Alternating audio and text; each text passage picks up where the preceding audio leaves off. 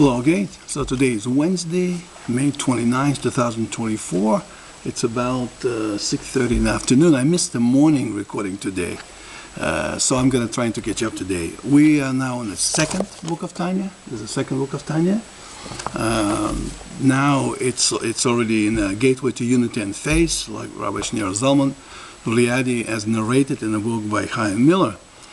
And in the first book, we talked about the constructions, the anatomy and physiology of the soul. And now in this book, we're actually going deeper into a philosophical understanding of the four worlds. So now, again, to refresh the memory, like show it to the camera here, when Ein Sof goes down, so Atzilut, then Beria, Yetzirah, and Asiya ultimately come to our world. In each one of this world, there's a 10 sfirot. And we started from Keter down through Chochmah bin Adad, then Hesed, Gevura, and sfirot, and that's a chod. And then you saw it down to Malchut, there are 10 sfirot. So there are the different opinions between the traditional Judaism, rabbinical Judaism, and kabbalistic Judaism. And even within kabbalistic Judaism, there's also differences in the structure. Whether God, Hashem, actually possesses his 10 sfirot and just expresses them to the world, or is just a figure of speech.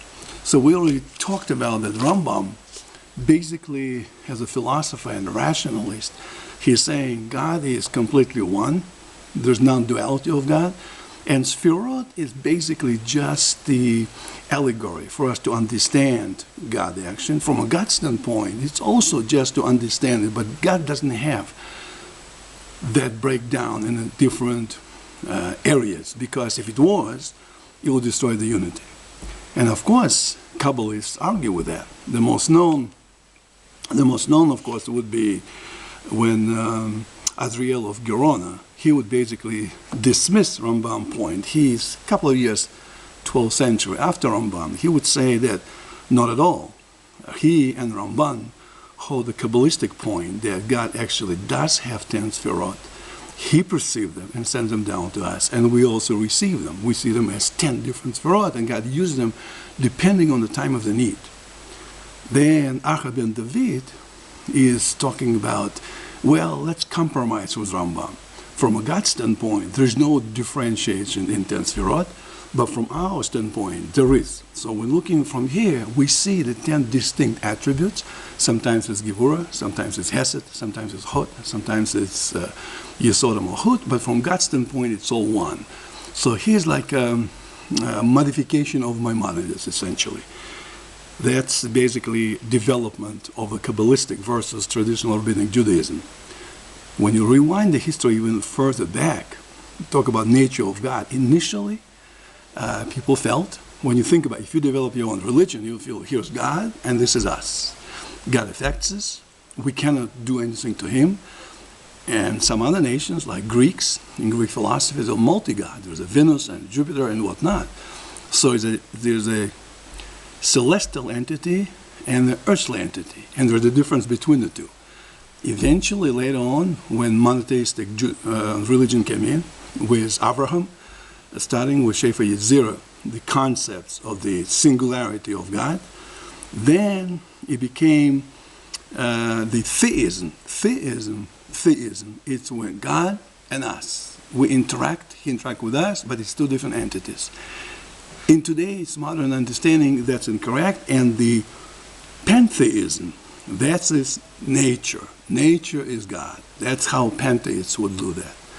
The next step was essentially panentheism. Panentheism would be essentially that God is one, and he is present in everything that's going on here. It's not only the God is a giver, he is given, and he has a power to give.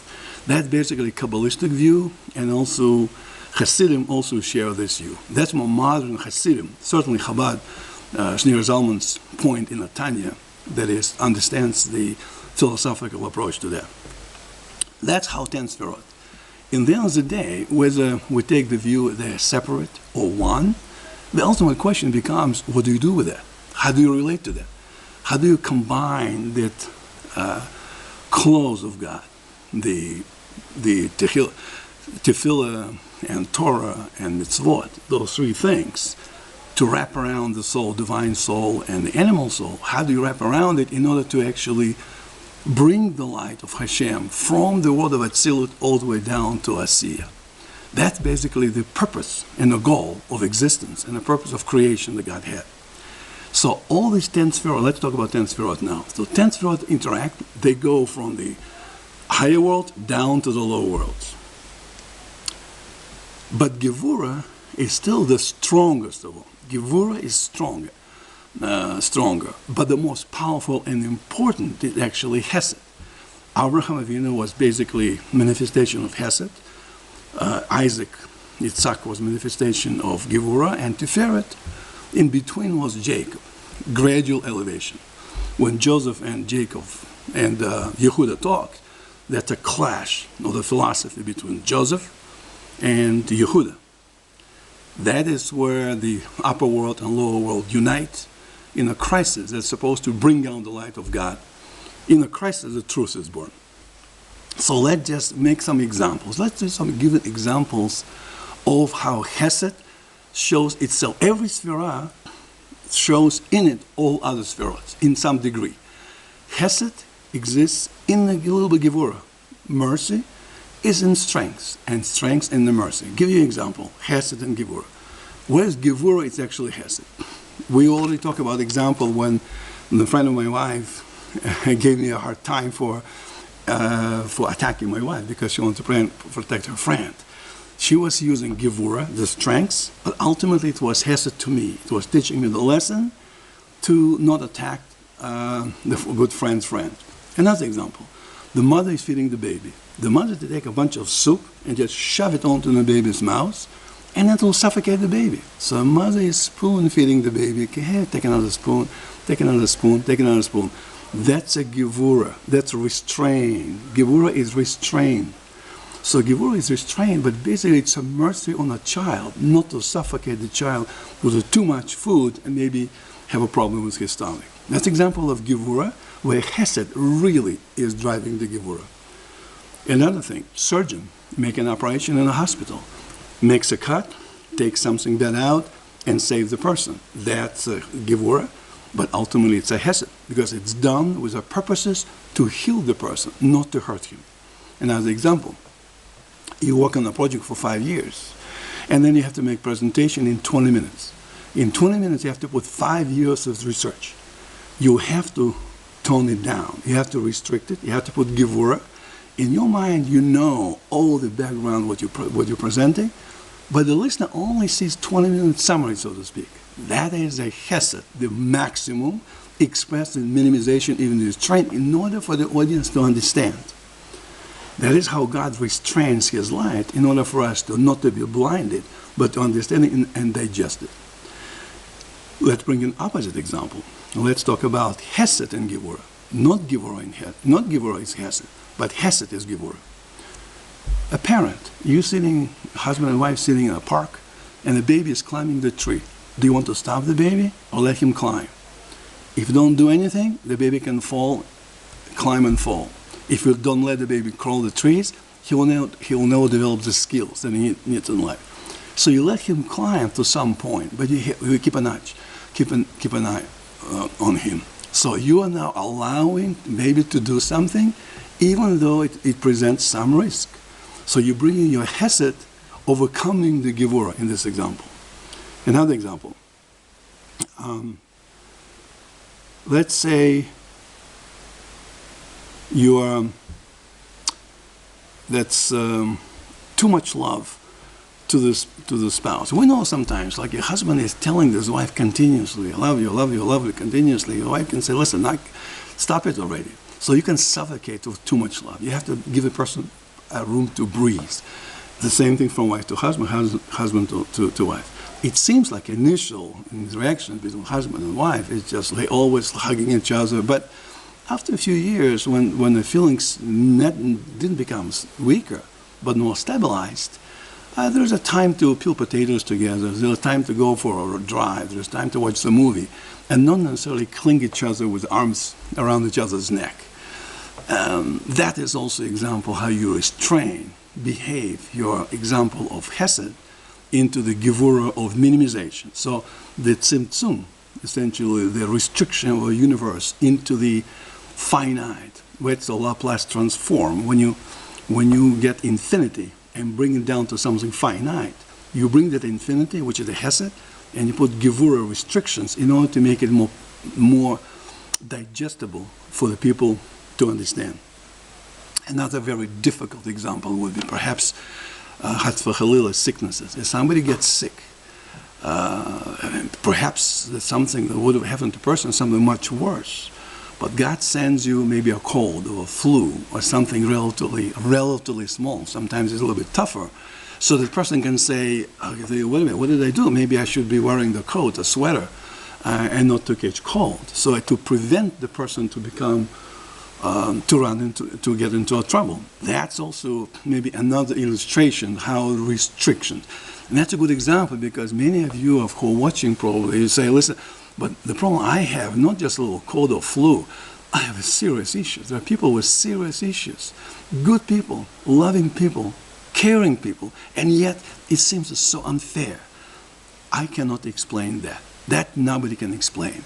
But it's something probably can be explained and actually dealt with. And Tanya brings, I believe, Tanya brings us an inner energy, inner force to handle even those things. As I mentioned earlier, Tanya has the ability to counteract spiritual feeling of incompleteness, anxiety, sicknesses, financial issues, problems with marriage problems with the kids, problems with the parents, problems with the family. All that is all doable, but how to do it? We have to sit and meditate, maybe get together as a groups and discuss it and think about it, and ultimately I believe it's possible. In the third book, in the third volume, we'll be talking about, that talks about teshuvah, repentance, and fixing, correction. Teshuvah, it's also to not only repentance, but fixing the past, so that the future will reflect your repentance, reflect your fixing, and everything will work out good. Tanya brings us a powerful tool to do even that. So, to summarize it again, so this is how 10 sfirot, that's what we just said today, it's a lot of information. It's a lot of conflicting things, but basically, historically, you can see how the evolution of religion, so to speak. First, the caveman is afraid of lightning and thunder, and to him, God or gods, he has to make some sacrifice to appease the God.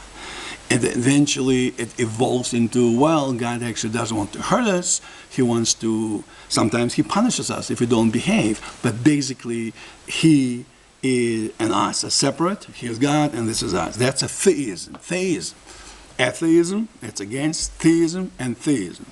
Then we talk about pantheism, which is even in modern thinking, people say, well, I believe in God. What's God? God is nature. God is nature, and if we behave right, if we do things good, if we don't hurt the trees, if you don't pollute the earth, if we behave to each other nicely, that's basically is love of God. That's one view that people might have. The next step is panentheism.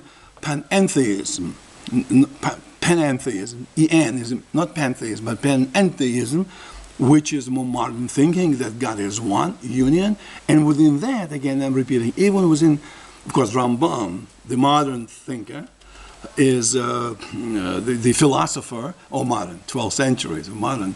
But he basically doesn't buy that. That's a big conflict between him and Kabbalists. Rambam started not a Kabbalist, although in his writing, many times he, quote-unquote, slips, and all of a sudden you will think Rambam is talking Kabbalah. So it's not very clear-cut how Rambam is thinking, Maimonedes. But it is basically reflection of his, mostly, usually, with some wonderful, mind-boggling exceptions.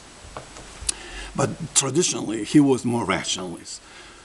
He doesn't believe in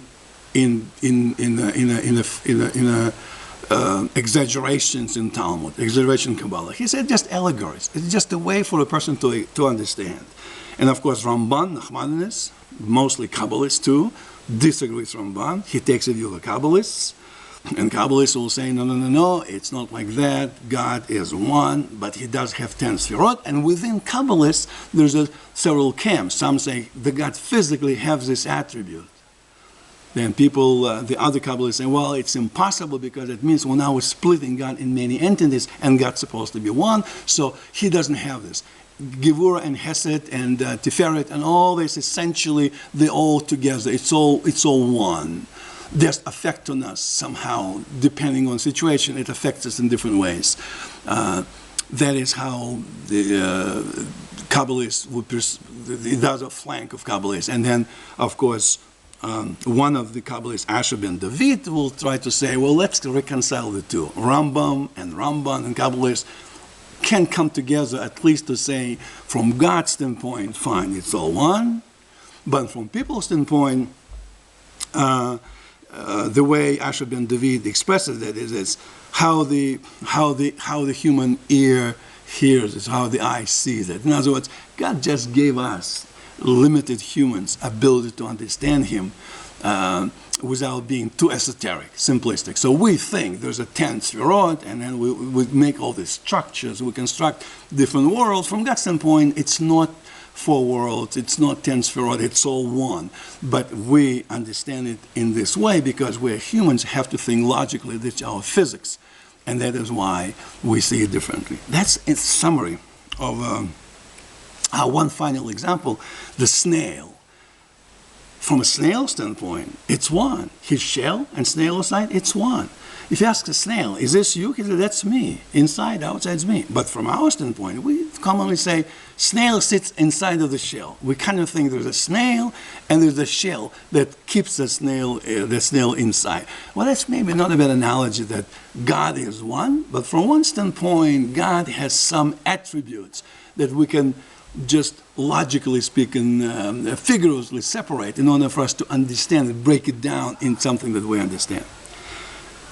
That's for today. Tomorrow we'll try to make another interesting example of multidimensional spaces. We go to a space of 0 dimension, 1, 2, 3, 4, and multiple dimensions, just physically and mathematically. For you, those of you who are mathematicians and physicians, you might be interested to hear that. And then from that we extend it to try to understand with that example how God can be perceived in his action, how cross-section or multidimensional space can be seen when the space itself cannot. But we'll talk about that tomorrow. So have a great day. Hope you enjoy that. It's a lot of philosophy, mumbo-jumbo. Perhaps it can seem to some, but if you review the tape and maybe read some previous lessons, this is lesson number 90, I think, if I'm not mistaken. Our lesson number 90. We're on the 6th chapter. We're almost halfway through the 2nd book of Tanya. And with that, again, have a great day. Talk tomorrow.